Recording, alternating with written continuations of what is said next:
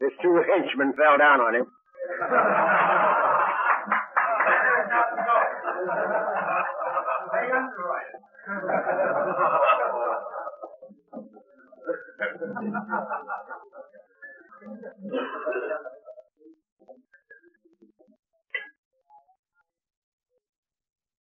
Not yet.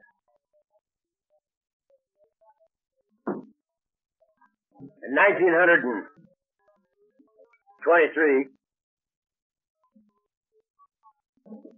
I was in the real estate business in Los Angeles. And I had a picture on my desk of an old man with a white beard down about to his navel. And the caption was, "I'm an old man, and I've had many troubles, most of which never happened." I like that real good. This is really decided yesterday to be a question period. And Chuck Borden has the first question. I don't hesitate to ask a question to you. Look for questions that happen in your session there. I have a lot of people asking you, and they're wondering whether or not you consider the same thing. And I know that you do a lot of lead time and dealing with this stuff. I've had to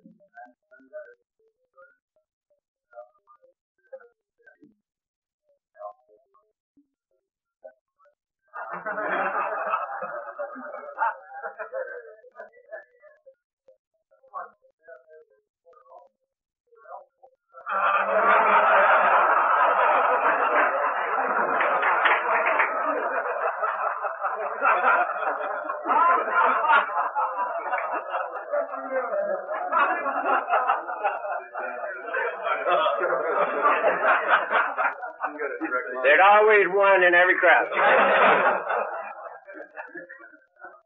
Decisions.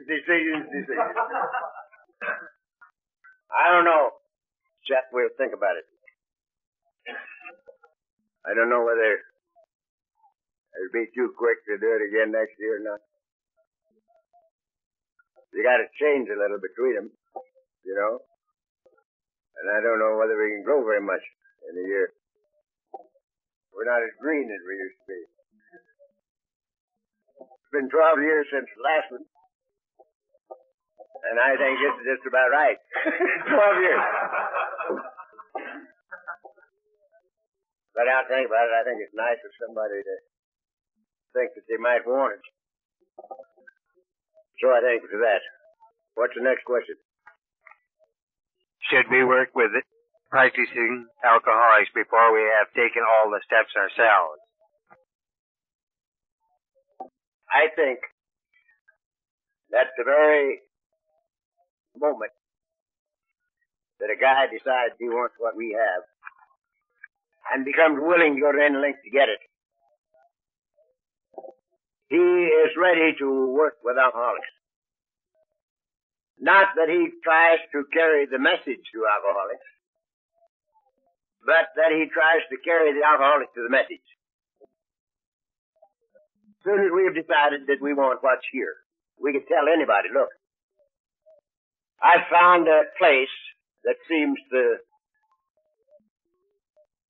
manufacture sobriety. Bunch of guys that are doing something about their drinking. And they have impressed me very much. And I'm going to meet them. How about going with them? So you carry the alcoholic the message.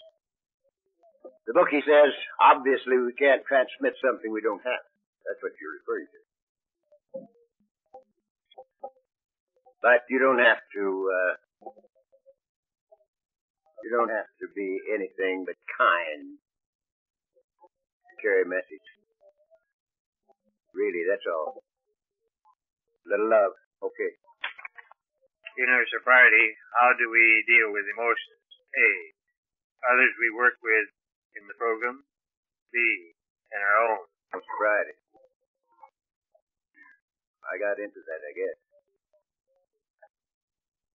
as if sobriety was fourfold: physical, mental, emotional, and spiritual. Emotional would just be one of the areas of our lives that has to become stable. For instance, if we're going to work with alcoholics, we can't afford to become emotionally involved in their program. Or in their problem, I mean. Not in their program, in their problem. We can't afford to become emotionally involved in the problem, or we lose all of our possibility for help. You got to stay above the problem. Now, it seems like maybe that would be a sort of a cold attitude. It is not. You have to love more to stay emotionally uninvolved in the problem than you do to become involved in it. The answer is not in the problem. The answer is in the answer. I worked on my problem for 10 years. And the more I looked at the problem and the harder I worked on the problem, the greater the problem became. It was just like fertilizing, watering, and cultivating a weed. It grew out of all proportions. And I think we have to be able to live above the problem to be of value to those who had it. We don't get emotionally involved in the problem. It's not that we love less, it's that we love more. I think it takes much more love to release than it does to hold on to.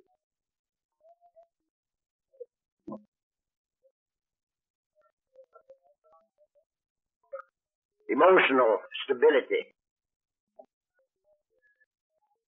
comes, I am sure, out of this thing we call self-discovery. Physical sobriety comes from not drinking. We don't drink today.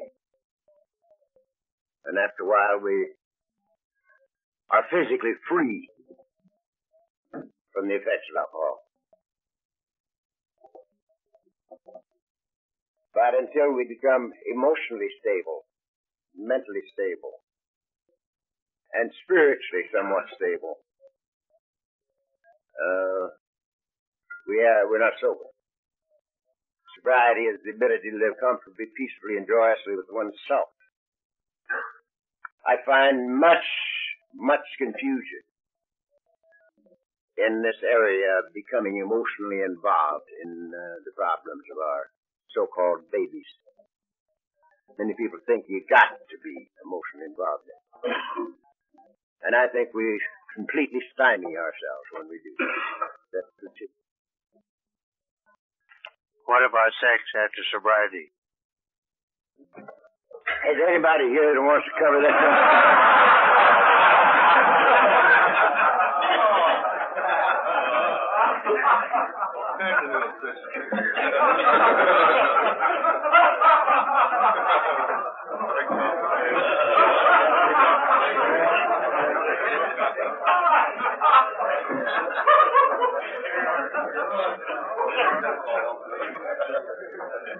You want to speak on that? Got the answer. Providers the question, and Jasper doesn't work like it used to.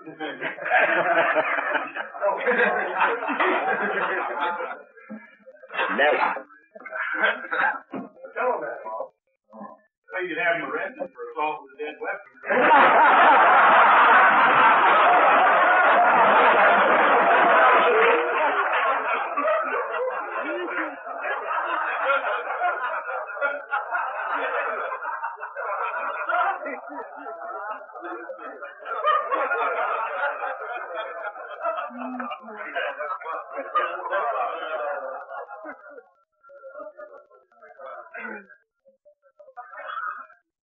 I'm delighted to be able to report that As we said yesterday, love includes possession, but not the necessity to possess. I think that it's perfectly possible to live very happily in a marriage relation without emphasis on that particular deal. I know it's quite important. Many, many people. It's strange how important that it gets at times, and then in a little while how unimportant it is.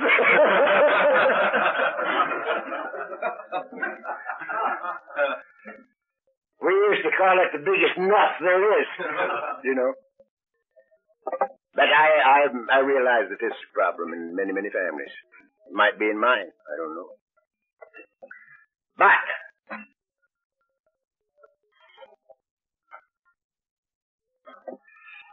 I believe that sex as such should be just as spontaneous as everything else. I think it should come as the result of love. You know, the givingness of self to self in love. And I think that's the only way it has any value at all.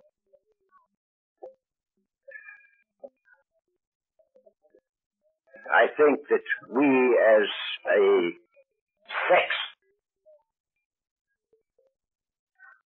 are very, very lacking in this area. Actually, I do. All men. Because we are inclined to want what we want when we want it. And it's to explode. And that's what happens. And when the explosion's over, the job's done, as far as we're concerned. But I feel that that's totally selfish approach. I think that the love and adoration, both before and after the act, is far, far superior than to the act itself. In other words, I find nothing wrong with sexual intercourse as a result of love. But as an objective, I think it's self-robbery again. It's a beautiful thing when it's the givingness of self to self in love. And otherwise, I find no value in it. That's all I can say. What is the value of patience when conferring with another alcoholic? We had all the alcoholics in the world in this room. Right now, we would have 90% of the impatience of the human race. We are a very impatient lot. We want everything to happen yesterday. And patience is certainly a virtue.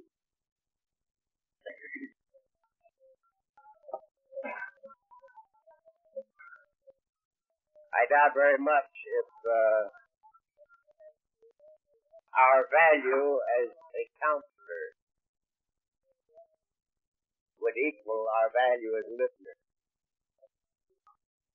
If you can get the guy talking, or the gal, you can get them talking. This is the deal.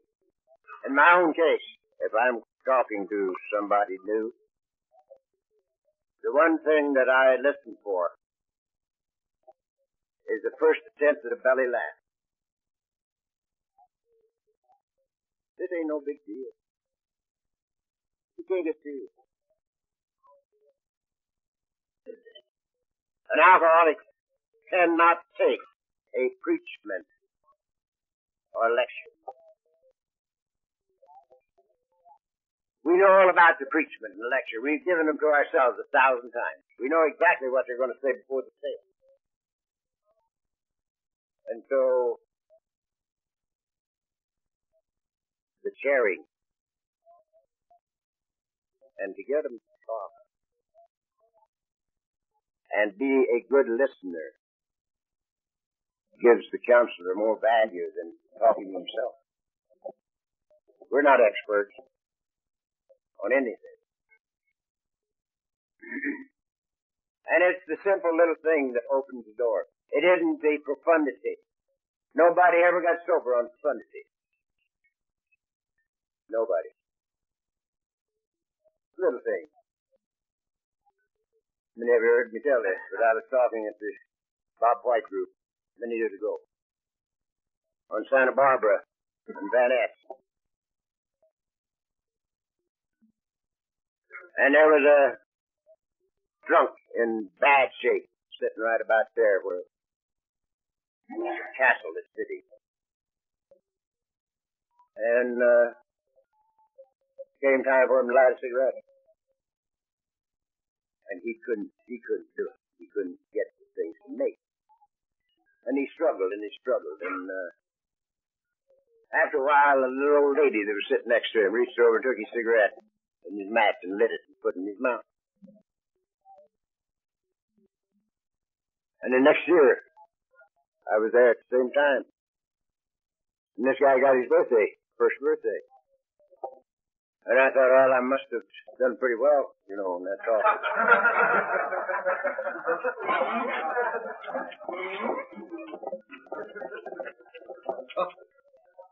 So I was prepared to get a nice compliment, when he got up to take his birthday cake. And he said the reason he was back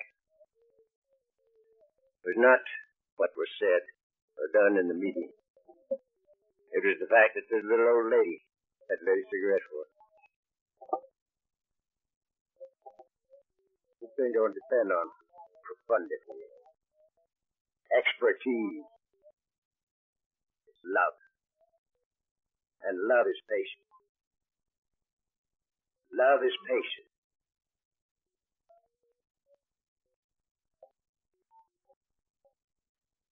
Another one that I love to think about. This happens to the Hoffman group. I felt there on Friday before Christmas every year. And 10 or a dozen years ago, there was a guy sitting along the wall. There were benches along the wall. And he was leaping. He wasn't shaking. He was leaping. And I went over and sat down beside him before the meeting started. And I put my arm around the guy. And I said, son, it ain't no big deal. If you don't drink, if you don't take that next drink, 3 days you'll be pretty nearly well. Physically. Just put it off. Don't take that next drink. It ain't no big deal. Make a game out of it. You go for 3 days without a drink. See what happens to you. And for years, he's gone by me, at least once a year in some meeting. And he gets right up to my left ear and he says, son, it ain't no big deal. He goes on about his business. So, yes. If you love him, you're patient. Next. How do we surrender and turn our will to God when after asking for guidance, we still ponder at times? There are many times when even prayer is like braying up a chimney. No way can you seem to make any conscious contact with anything. Everything's futile. You have no purchase at all up there on the end of that line. And that's what the book means when it says, when everything else fails, get your wet drunk. Because, you see, when we're feeling futile, we want something. We want something. and it isn't happening. And there's no way that you can want something when you're working with a wet drug. No way.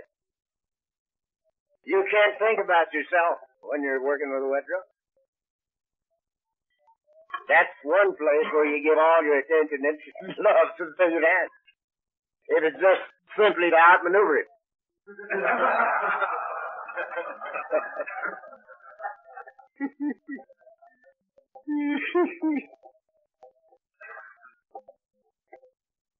It'd neither be the pukey or the puke-or in that case. So we got to get ourselves off our mind. Now I have a thing of my own. I can't solve a problem. No way I can solve a problem, and I haven't tried it much in these last 29 years because I've expected guidance and direction. But if I wake up to the fact that I'm all tied in a knot, working on something, and I'm just completely rigid almost, subconsciously I've been messing with this thing and beating my brains out. And I recognize it. And this is my little deal, and it works for me right along. As I said to you, I share everything with my own God, good, bad, and indifferent. And in this case, I say, look, Dad, I'm beating my brains out over this problem, and I don't know the answer. You do. And when you get ready to give it to me, I'd certainly be glad to have it. Sure thing. And I'd dump it. And I never look at it again. I just dump it. That's it. And in a very short time, I find out that it either wasn't a problem in the first place, which is about 50% of the time, or I have the answer. It's the self-concern and the impatience that bring about this sort of an impasse in our own lives. And to get ourselves off our mind, there's nothing more highly recommended than to sit down with a wet drum. Does that do you any good? With ego and self taking over periodically, do I analyze and look for answers to much? You're a mess.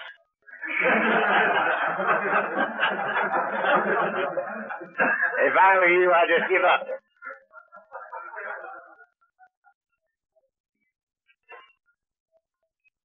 I find so many of our people, even in the grapevine, I find so many of them writing about self-esteem. Building self-esteem. I hear people get up here and talk all the time about you have to learn to love yourself before you can love anybody else. And I am most grateful that that ain't the case. I never spent any time trying to build up self-esteem. I never spent any time trying to love me. I wouldn't have taken me with a large dowry. I hated my damn guts. And so, I got busy doing things this book suggests. And it wasn't trying to learn how to self-esteem me or to love me so I could love you. I don't think that is the way it is at all. Francis says, for it is better to love than to be loved. It is better to understand than to be understood. For it is in giving that we receive. It is in forgiving that we're forgiven. And it is in dying to self that we awaken to eternal life. And that's exactly what we've been talking about ever since we've been down. It's exactly what we've been talking about. I don't believe that an image fell. I don't believe that an image of me would add anything to my life at all. I haven't any more image of me than I have of a walrus. That isn't what I'm interested in. I'm not interested in an image of me. That's not why I'm here. I'm here to share me with anybody that wants me in love, and let the chips fall where they may. I'm not even interested in your opinion of what's happened, except when you want to give it to me. That's not my deal. I love you.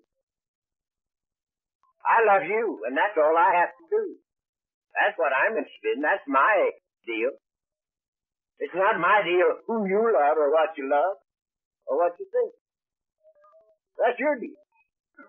I love you, period.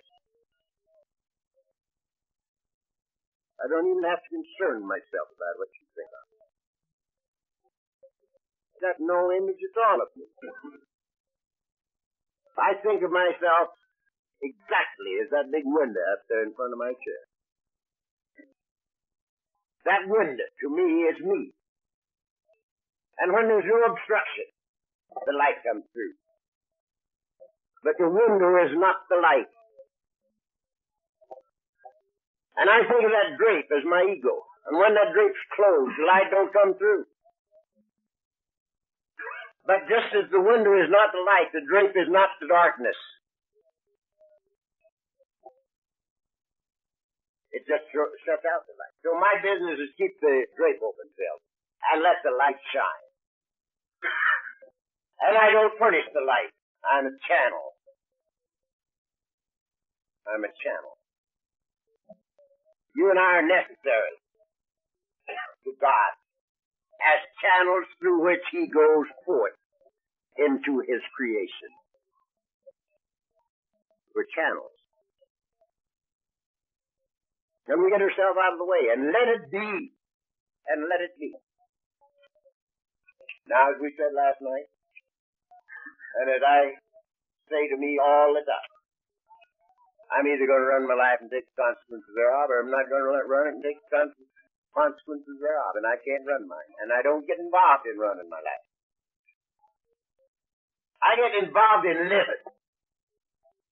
I think losing yourself in life guarantees finding yourself in God. Guarantees it. Because all you got to do is to get rid of the roadblock. You lose yourself in life and find yourself in God. And Phil, I wouldn't, if I were you, I wouldn't spend another 5 seconds trying to find self-worth or anything else. To find yourself, yes. To realize that whatever it is you're looking for is right here. What you're looking for, you're looking with. What you came here to get came with you. Everything you ever wanted to know, you've always known, and everything you've always wanted to be, you've always been. But it's covered up. It's covered up. So we uncover and discover. And get lost in that building. Forget about you. To hell with you. And you've got a little better break on that than I have. Maybe you have and maybe you ain't. Phil's got a little income.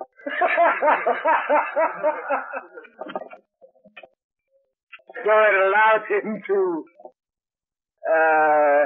have a little more time on his hands than maybe he should have. You know? You hear yourself? I think that's it. Forget about old Phil and just do, and let the chips fall where they may. The beautiful thing about this deal is not to get serious about yourself. To make the whole deal a game. A play of life upon itself. And you have fun out of it. I have more fun with God than I do with you. I have a hell of a lot of fun with God. I think that the guy has a tremendous sense of humor. Or he wouldn't have hid himself in the last place we ever looked. You know. I think it's terrific. Very nice place. Never look. There he is. I can just see him, you know. Here I am off trying to find a bottle. Off hours, you know, and I've got to have a drink. Look at that son of a bitch. He's not mean. I'm with him. You see? Oh, I love it. It's a fun deal. You're too serious, Phil. Yet, make a fun deal out of it, huh? That'll help any. Should members of AA work professionally in the field of alcoholism? Will some of you counselors answer that one?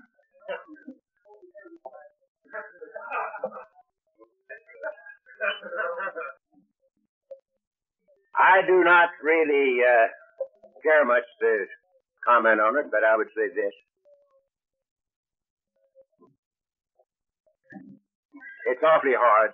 It's awfully hard for amateurs like us to get mixed up with professionals and stay amateurs. We're a strange bunch. All we have to do is to rub elbows a little while with a doctor and we become doctors.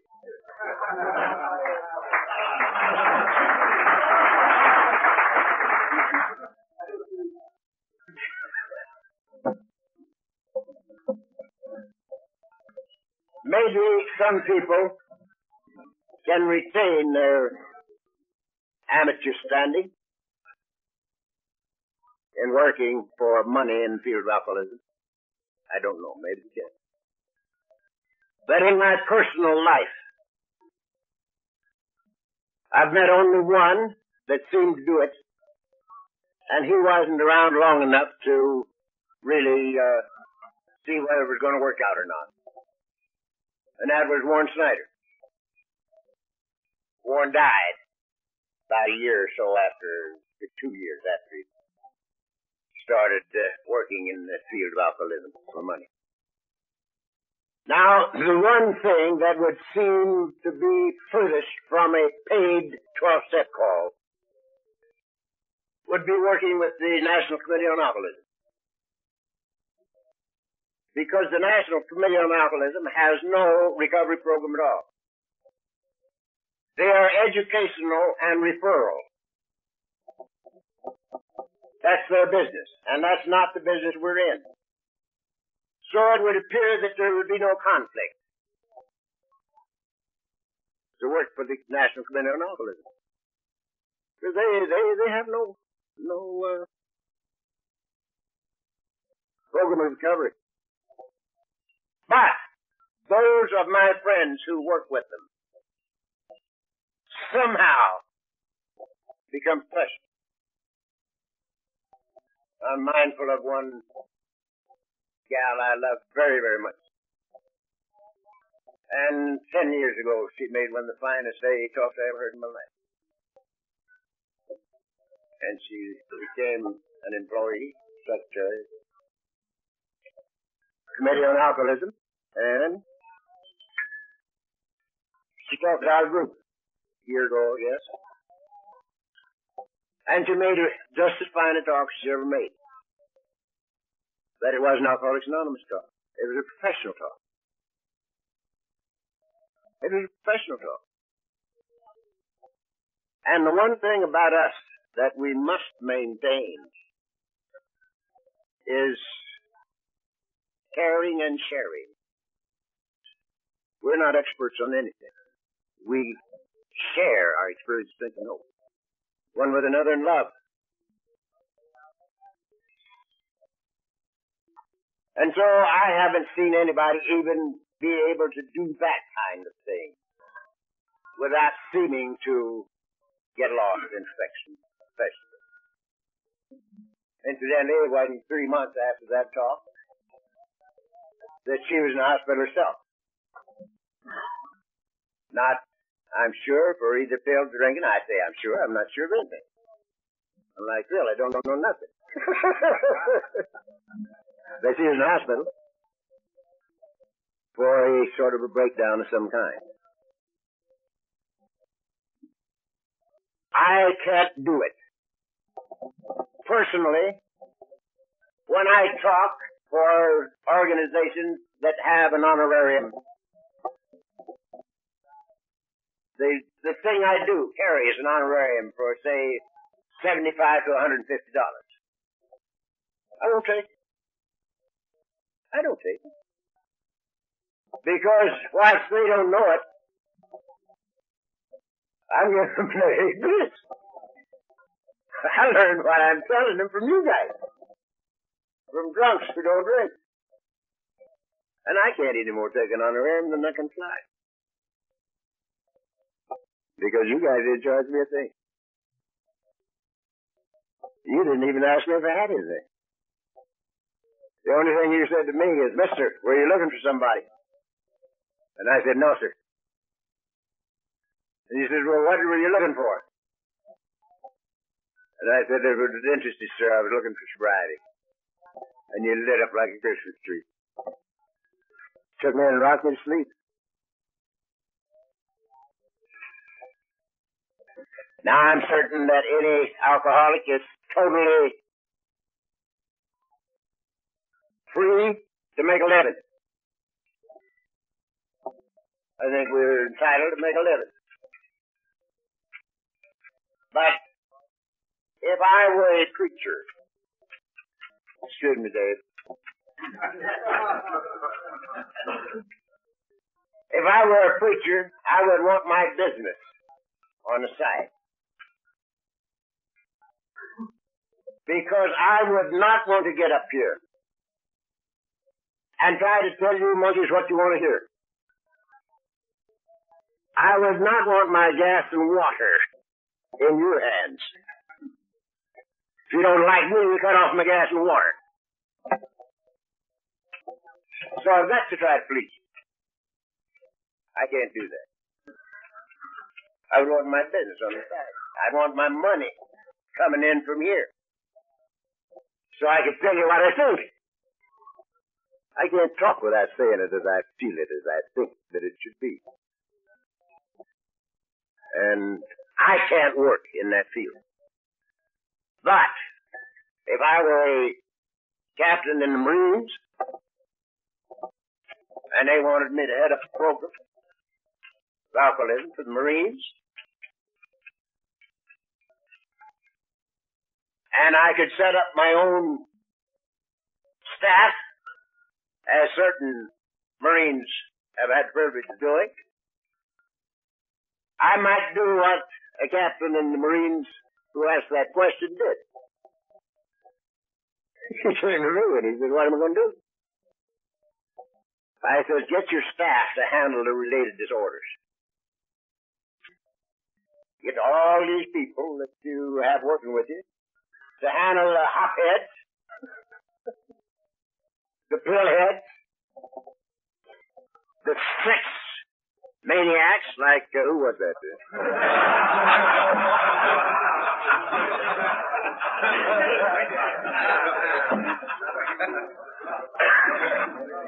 And you deal in Alcoholics Anonymous, the drunk and Alcoholics Anonymous. And that's what you did. And it's worked out beautifully, and I don't see it's doing you any harm. Yes, Dave. Should members of AA attend meetings of Al-Anon? Are we missing anything? Well, I think you are, because most of them are women in Al-Anon.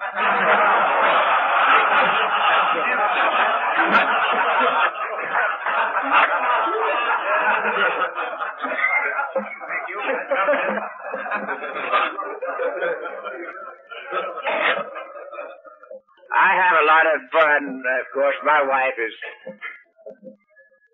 quite an Al-Anon nunny. And I have a lot of fun with her. I got by for many years by saying to her when she got a little out of line, "Look, sister, you that'd have been for us." Because we owned to my program, you know. And after a while, she got smarty pants. And she started saying we wouldn't have needed a program if it hadn't come to you.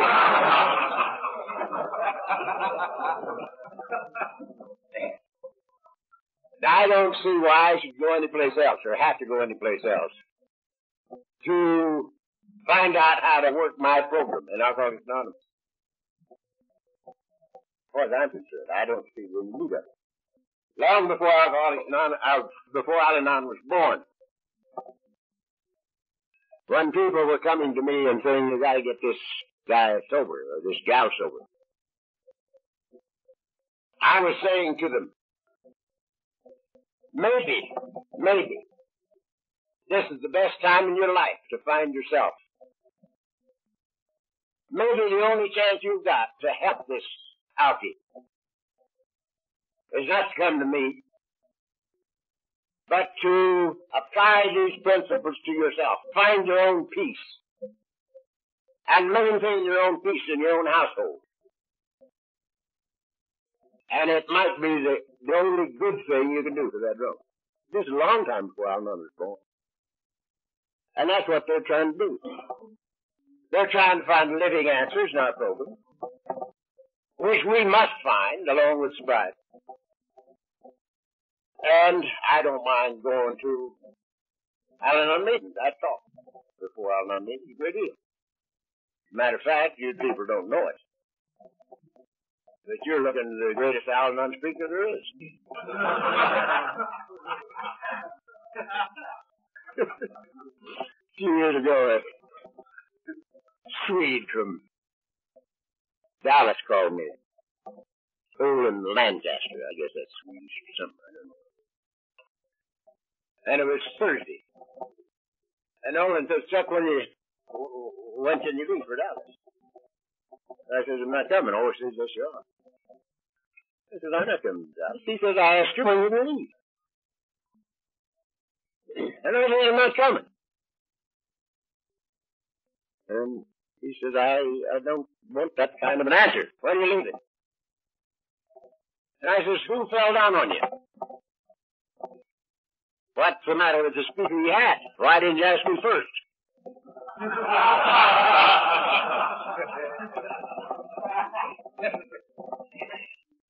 Who ran out on you? You said, none of your goddamn business.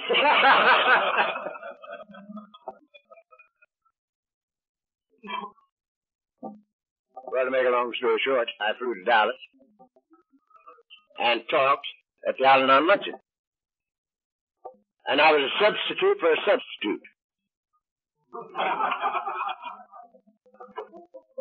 The first one that had agreed to talk to the Al-Anon luncheon was the late Liz. You know, the gal that wrote the book, the late Liz. What was her name? Gert Bahana. Gertie and I don't get along too well anyway. But she was the gal that was supposed to talk, and she pooped out. And the next one was Adela Rogers St. John's, and she pooped out. So I'm a substitute for two broads.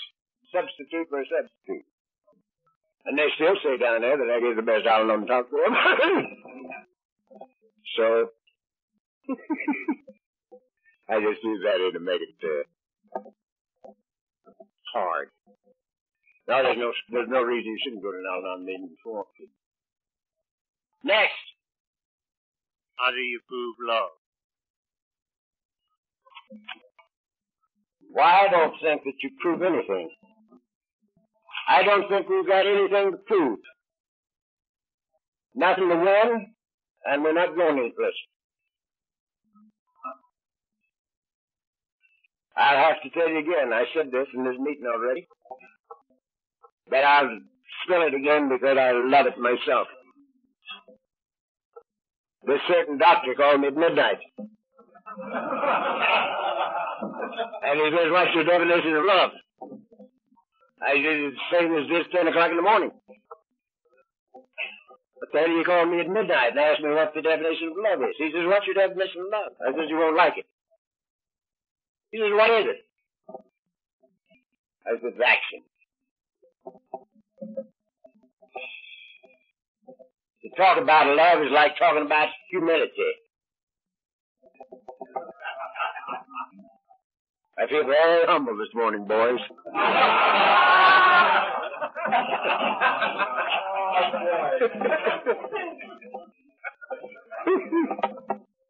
Action. If you love somebody or something, you do something for them. You just do it. And you don't make a big deal out of it. You don't make a big deal out of it. I wouldn't spend 5 seconds trying to prove anything that I said from this podium to anybody here. That's not why I'm here. To prove something. I wouldn't spend 5 seconds trying to defend anything I've said. I have a right to my own opinion, and you have a right to yours. And you have my approval if you want to disagree with everything I've said and the way I've said it. Perfectly all right with me. And the same thing is true with people every place. I love you. It's none of my business what you think of me, unless you want to make it so. So quit trying to make something out of it. Prove it. Next. Upon waking with negative thoughts, how does one establish a relationship with God? I think this is what we've been talking about all weekend. Praying without ceasing.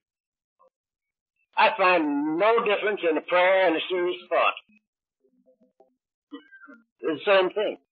As we said since we've been here. Fear, worry is a prayer for something you don't want to happen.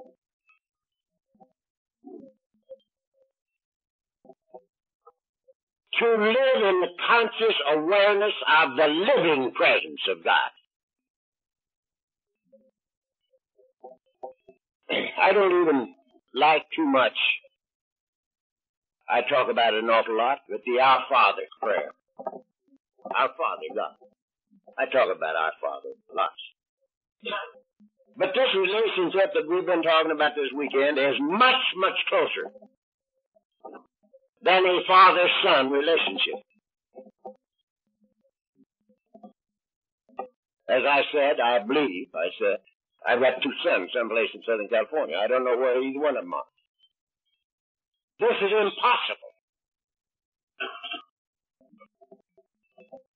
With my relationship with my own God.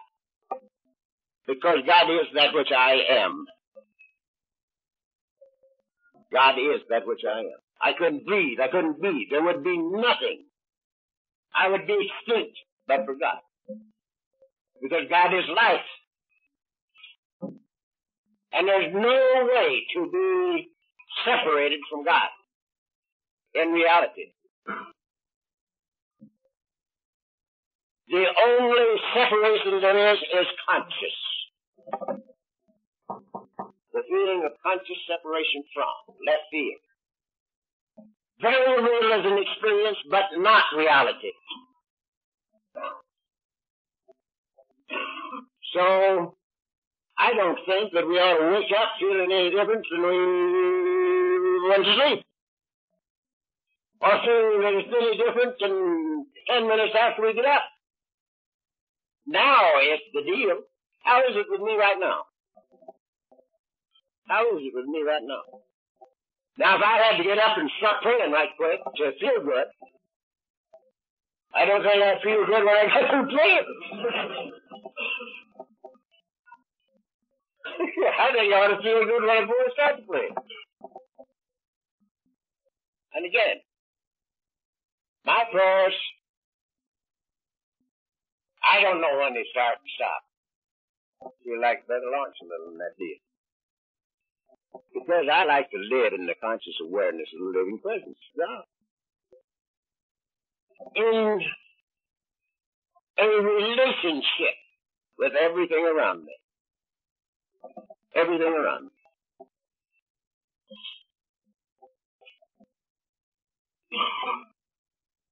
So I think that that's the thing to sort of get through your head.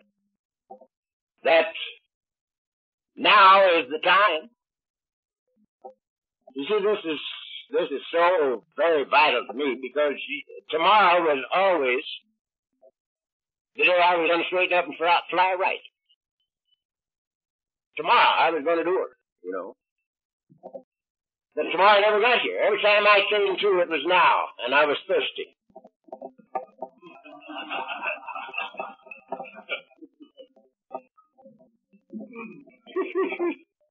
So I took a drink. Tomorrow never got here, and again, I don't think I have to be in any particular position to retain this feeling of the living presence of God. I don't think that it happened in a church or in the mountain or in the temple or in Jerusalem. It's in my own mouth that I might know it and do it. So that's the only answer I have to that. Yes.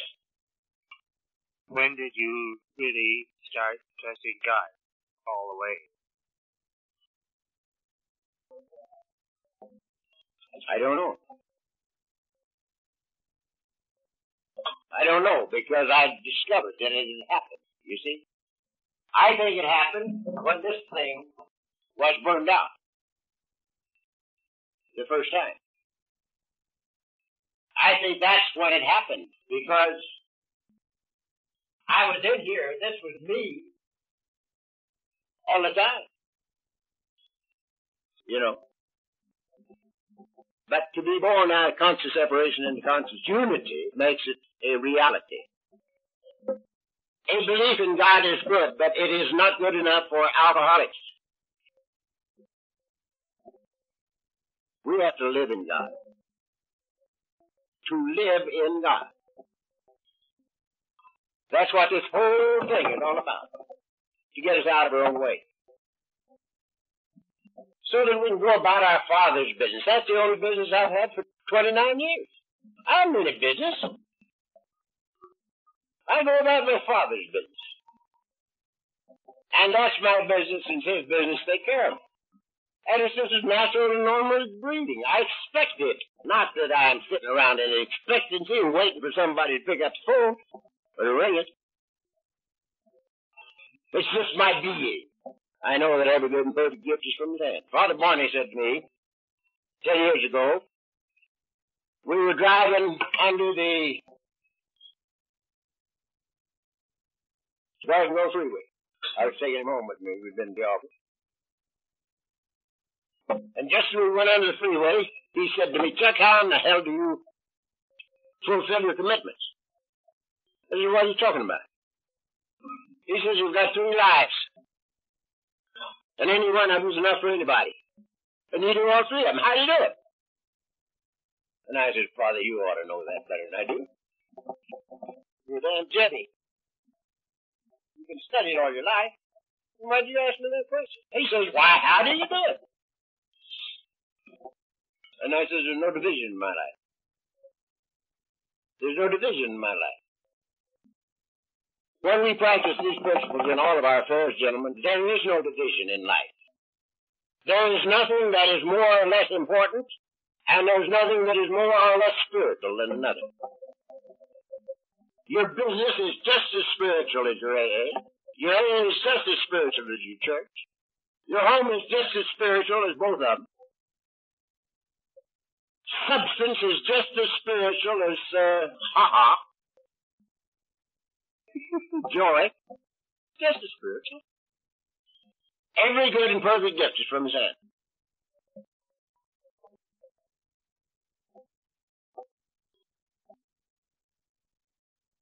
And to live in this, to be aware of this, constantly aware of it. And that's what I was telling you yesterday. To trim the sails. To trim the sails. Some ships fly east and some fly west by the self-same wind that blows. It is the set of the sail and not the gale that determines where it goes. And so, trimming the sail. Saying to myself maybe 50 times a day, God is my refuge and my strength. Well, now why did I do that? I'm not afraid of nothing. I'm not afraid of you. I'm not afraid of God. I'm not afraid of the devil. I'm not afraid of tomorrow or yesterday. Why would I be saying God is my refuge and my strength? Lift up your eyes into the hills from whence cometh thy strength. I love the hills. I love God. And I trim the sails, reminding myself that in Him I live and move and have my being. The conscious awareness of the living presence of the Almighty. Now that's what this retreat's all about. There's nothing else here, so far as I'm concerned. I'm either going to run my life and take the consequences thereof, or I'm not going to run it and take the consequences thereof. And those are not words. That's the way I live. And I cannot live any other way. I did it 43 years. And that was 43 years too long. Does that do you any good? I've always been a competitor. How do I remove competition from my life? It's a strange thing to me again that I have been a competitor all my life. I was corrected this morning because there's a man here 2 years older than I am. Sure don't look it, but he had a very sheltered youth.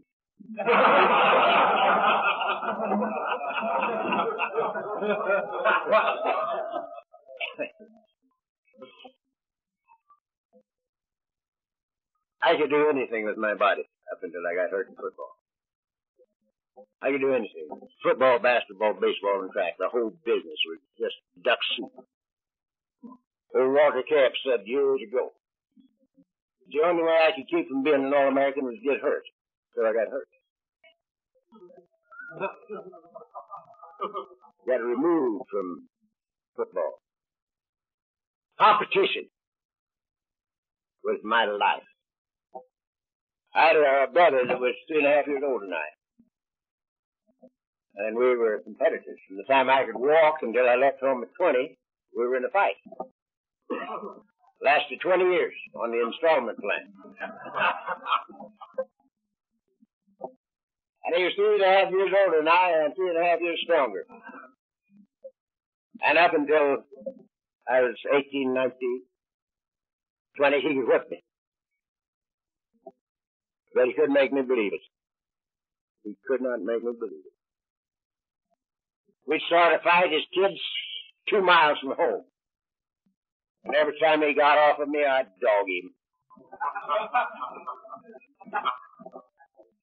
And we'd end up in the living room and Mother'd whip us both. And I left home at 20 thinking I could whip that guy. You know?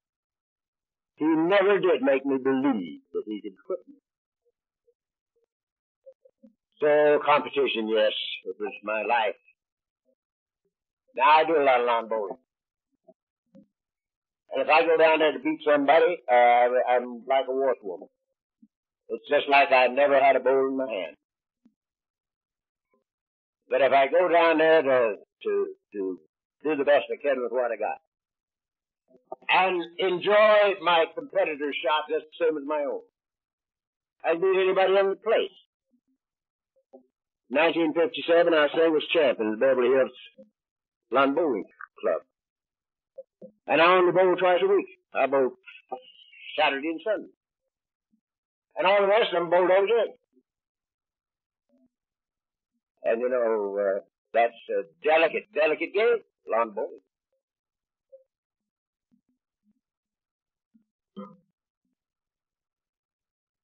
So I can't compete with anybody. And again, it is not because I decided not to compete. You see, I'm lucky. I'm lucky. Because I didn't want nothing when I came here, not even sobriety. I just wanted to rub out as much of the record as I could. And you can't rub out a record thinking, you know, in terms of competition. You can't do it. You just help people do things they need to have done because you want to. And I had to do that to rub out. And when I finally woke up to the fact that things were going good, I was in a habit of it. And I just kept doing it. And I'm still doing it. And I believe this is the thing that we're talking about.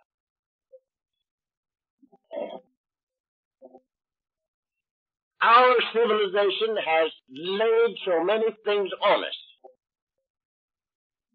that are totally extraneous. You have to be this and have that and be known as before you can live. You know? And the only thing you can do with life, gentlemen, is live it. Being is the only thing that counts. The this of the now is the only thing that counts in this life.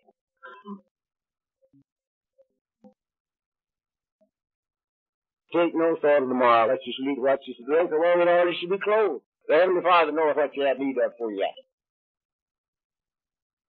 Now then, my son, it's so much more fun to get as much fun out of your opponent's shot as your own. It's so much more fun. It's twice as much. And if you're in a foursome, it's 4 times as much. You know? It's normal and natural that you wish your supposedly your so-called competition well. Wish them well. They do their thing and you do yours. And there's no competition if you're doing it right. There's no competition. There's no feeling of competition in it. Now, just while I've got it on my mind, all you got to do, everything that this thing is about, is shifting the motivation in your life. That's all you got to do. Shift your motivation from taking something from to giving something, to adding to. Even when you go to a meeting in Alcoholics Anonymous, shift your motivation from going to get to going to add to.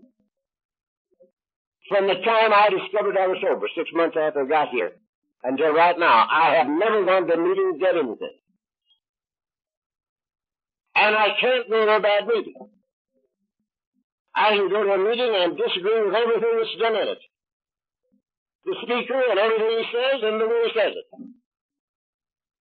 And come out with a full cup. Because it always happens if you go hoping that somebody just seeing you might get a lift, you know. It might do somebody good just to see you there. And maybe somebody will ask you a question that you can answer, that you can share. And you can't come away from that thing without a full cup. And it's just shifting your attitude from taking from to adding to. And you do it throughout your life, everything in life. And it's not a do-gooder attitude. God damn the excuse me. Morning, Dave.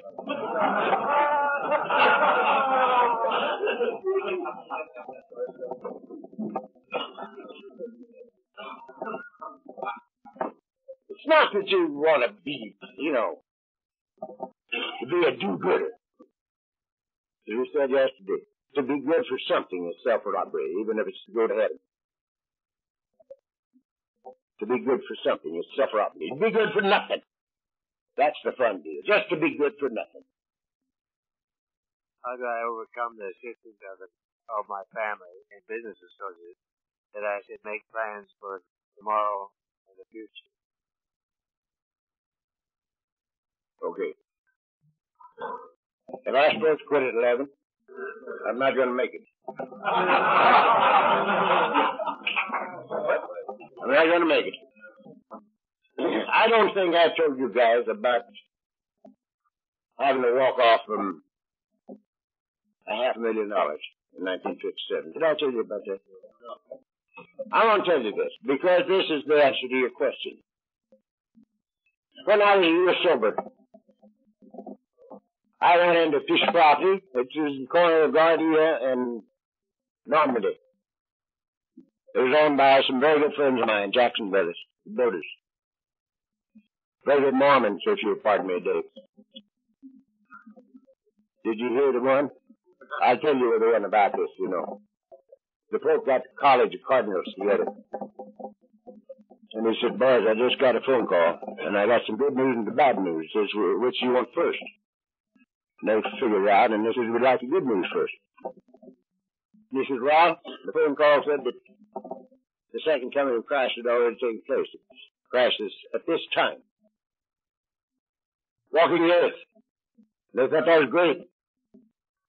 He says, now what's the bad news? He says, the telephone call came from Salt Lake City.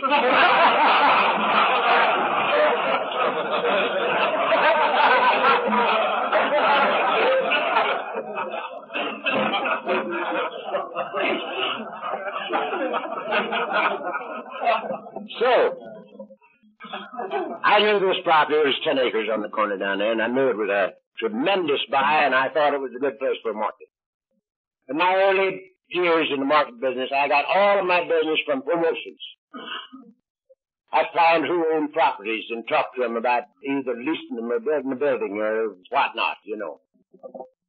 And if they wanted to do something, I'd get a tenant for it. And all that stuff, or I'd buy the property for them. And all that was just to get a fixture order. I wasn't in the real estate business at that time at all. I was in the fixture business. Now, I knew values, and I was pretty well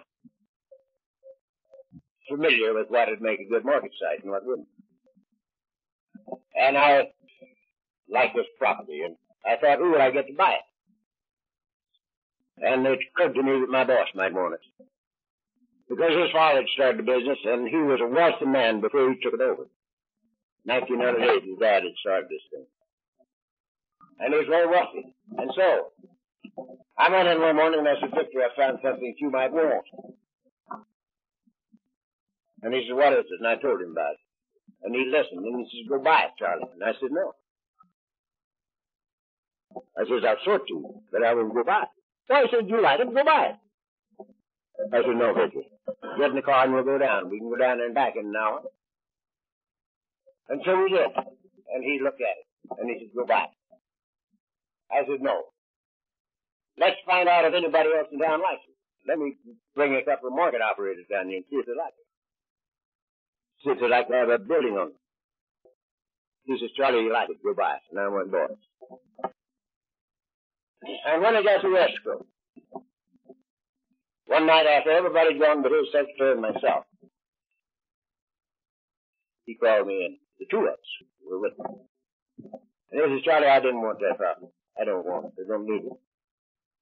I want to get you in the same position I'm in. And as soon as I get you in the same position I'm in, we will retire together. Now I'm giving you 25% of this deal. 25% of this deal is yours. Now go out and get us a tenant and we'll build him a building and we'll go from there. 25% is yours. And I went and I got bonds to take a deal on it. They didn't like it. But, said they, this is the first time we've ever had any chance to do anything for Charlie. And he's never given us a bum steer yet on location. So, let's take it.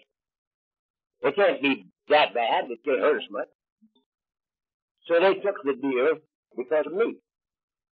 And they knew about my 25%, not only from me, but from Victor. And so, we built him a building. Jackson Brothers built it. And he built it for half a fee, 5% instead of 10. Because I'd known them since they were labor contractors, the two boys and their father and an uncle. Contracted labor for duplexes over there between Highland and La Brea and North of 3rd Street and Hancock Park. And I was a duplex king. We worked together a lot. And we knew each other good. And so they wanted to do something for me too. They built a building for half the fee. We needed a loan. I went to Vern Jenkins, who was chairman of the board of after him alive. And that called on his son. And he'd gotten sober. And Vern thought the sun rose and set in me. And I went down to him. I said, Vern, we need a loan to build a building. He says, what do you want? He says, you got anything you got down here, including the company. Just tell me what you want and you got. And so, everybody in the deal knew all about it. And we built a building, and Barnes opened it, and it was a bonanza. From the very beginning, it was a bonanza. We were getting from $1,700 to $2,100 a week rent. A week, gentlemen, rent, because we had a percentage lease. And lad, it was just so good. 100, 125, 140,000 a week they were doing volume in that place. On a percentage lease. And everybody was very happy. And then I got no ass department stores. And we built them a department store, and they went the same way, and everything was beautiful. To make a long story short. 10 years later, in my 11th year, Victor was going to retire, and I was going to retire with him. Now, all this time, we had talked about this thing. We talked about what I was doing. We had laughed and cried together because we're just as one man. Up until the last year. And my 11th year, it seemed like the guy was going away from me, but I just thought it was because he was retired.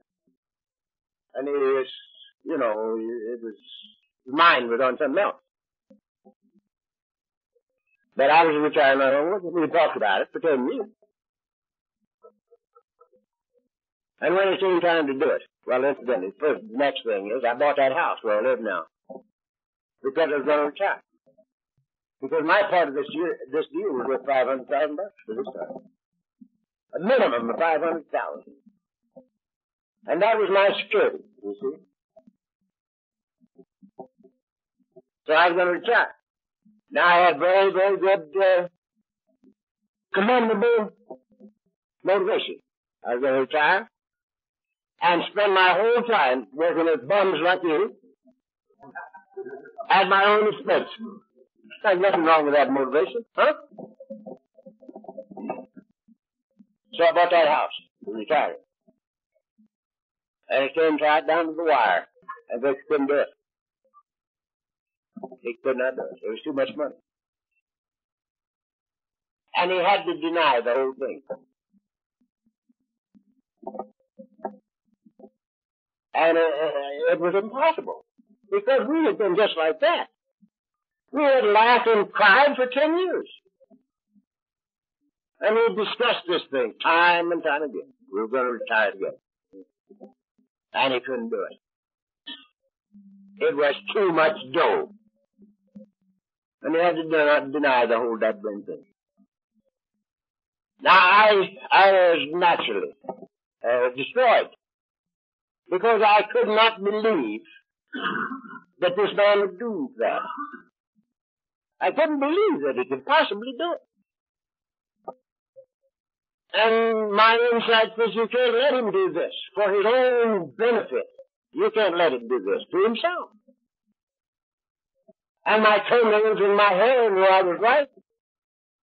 And my inside says, this is for your family, your kids and your wife. This is their thing. You know. And it just can't be, you know. And I talked to counsel, bird counsel, legal counsel. And they said to me, Charlie, you can take him to court and beat your hands down. You got every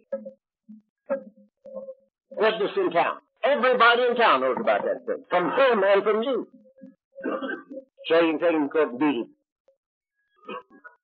Like that. Then I considered taking him to court. But I couldn't take him to court. Why? Because in 1946, he came in to throw me through that window, but he didn't. He didn't throw me through that window. And I couldn't take him to court. And I couldn't judge him. I couldn't resent him. I couldn't hate him. Because if I did, I'd get drunk. And if I got drunk, I'd die. And here I am between a rock and a hard place, suffering the tortures of the damned. Because I couldn't see through this damn thing, you know. It was just a reversal of everything that we'd built on for 10 years. Now, it was interesting because his secretary had heard this thing too. And I would talk to her about it. And she heard things that she wanted to hear. But when she didn't want to hear anything, even if she heard it, she didn't hear it. Because she had a hearing problem. And she would tell me, Charlie, I didn't get it. I didn't hear it right. Well, now the reason she said that was because this guy's dad had set up a $30,000 thing for her, and Victor had him paid it. And she had $30,000 coming. And she couldn't fix that. Just the guy. So she had to tell me I never heard it, you know. And I did the whole thing. Was good. You can see what a thing it was. Because I had subconsciously come to believe this was my security.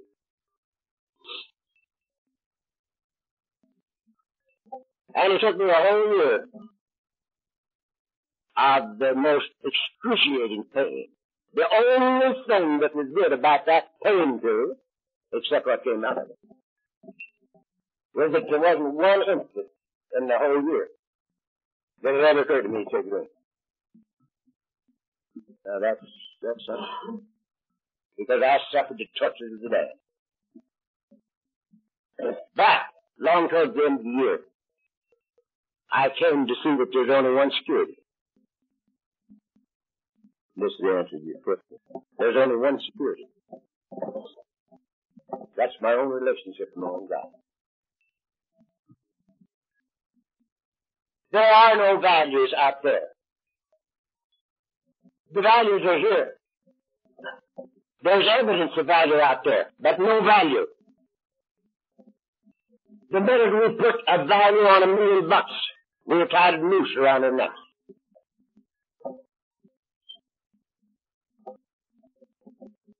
Because we're liable to lose it.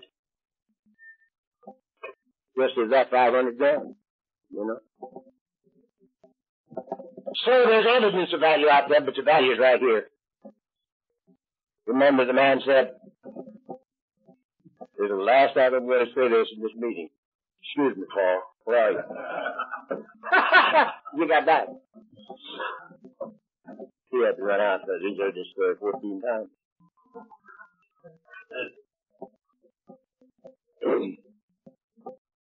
The man said, lay up for yourselves treasures. No, he says, don't lay up for yourself treasures on earth, where the rust corrupts and thieves break through and steal. But lay up for yourself treasures in heaven, where rust does not corrupt and thieves don't break through and steal.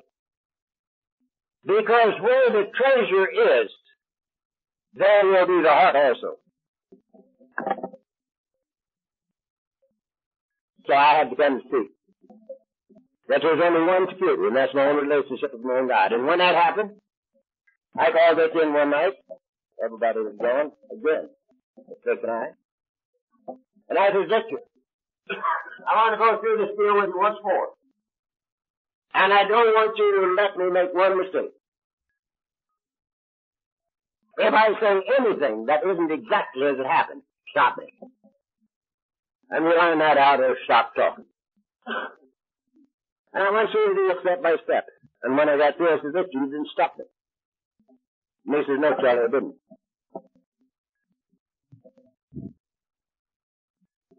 And I said, is that exactly the way it happened? And he said, yes, it is.